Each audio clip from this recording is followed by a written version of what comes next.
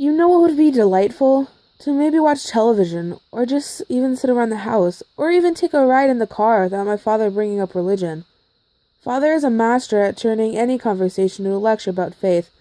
Anything he reads, sees, or hears in the media is a prompt for him to hold forth on spirituality. Good God! I've even seen the man be inspired by weather patterns. Now that we are not alone, and that there exists a power greater than anything we can conceive on this earth, he says. Now that the courage of faith is bravely surpassing that of the assembled armies on earth, he says. Faith will be tested, he says. Faith will be rewarded, he says. And says, and says, and says. Please don't misunderstand. I am a believer. I have been brought up in the faith and strive to adhere it. However, I find it increasingly difficult to be a blind follower, for if we fear to ask questions of faith, is it not to administration of doubt, and acknowledgement that our faith, our rock, our shield, cannot withstand the slightest scrutiny?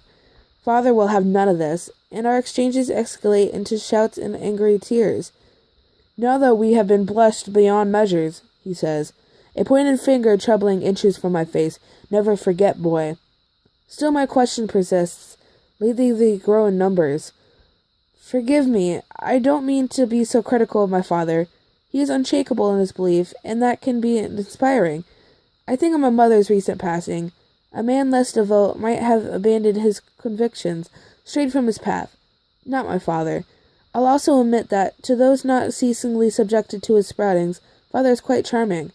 The impression he gives is not that of a wild-eyed zealot. His patience persuades, and he has certain charisma.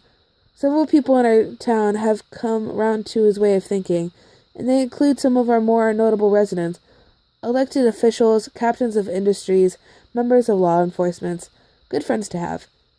I can see many of them now, as father and I entered the clearing in the woods behind our home. Some avert their eyes, they're new. Others offer a friendly wave and a warm smile. Father is at it again, telling me about the demons of faith and the comfort that awaits after our earthly trials have ceased. A comfort no less than eternity.